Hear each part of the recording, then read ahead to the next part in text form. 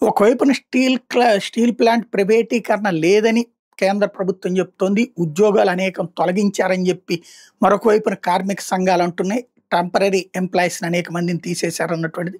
Private చేస్తున్నారంటే అబ్బెబ్బే లేదని కేంద్రం చెప్తోంది.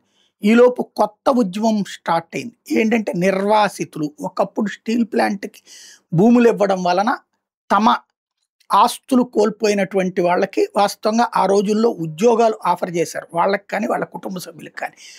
ఆ తర్వాతన దశల వారీగా ఇస్తామన్నారు. అది ఇన్ని సంవత్సరాలైన స్టీల్ ప్లాంట్ ఏర్పడి దశాబ్దాలు పూర్తయిపోయినా ఈ రోజుకి పూర్తి కాలేదు. దాంతో స్టీల్ ప్లాంట్ నిర్వాసితులు ఇప్పుడు ఆందోళన ప్రారంభించారు. భారీ ఎత్తున ర్యాలీలు, భారీ ఎత్తున కార్యక్రమాలు ప్రారంభించారు. తమకి ఉద్యోగం అన్నా ఇవ్వాలి, లేదంటే గనక ఏది నెలకి 25,000 రూపాయలు చొప్పున పరిహారం అన్నా చెల్లించాలంటూ కొత్త డిమాండ్‌తో ఆందోళన చేపట్టడం అన్నటువంటిది మొట్టమొదటిసారిగా జరుగుతోంది. ఏదైతే ఉద్యోగుల ఉద్యమాలు బలహీనపడుతున్నటువంటి వేళ ఈ సరికొత్త ఉద్యమాన్ని ఎవరు రేకెత్తిస్తున్నారో చూడాల్సి ఉంది.